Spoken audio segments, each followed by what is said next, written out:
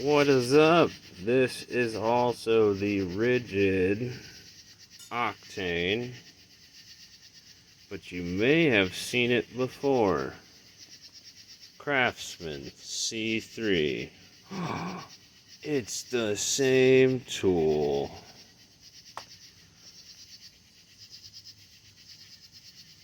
See the similarities? I do. So these were made by the same company. Tri-lights. Ooh. Tri-lights. And they're even in the same positions. The only thing difference is this is a pole battery. Goes up in the handle. This one is slide on.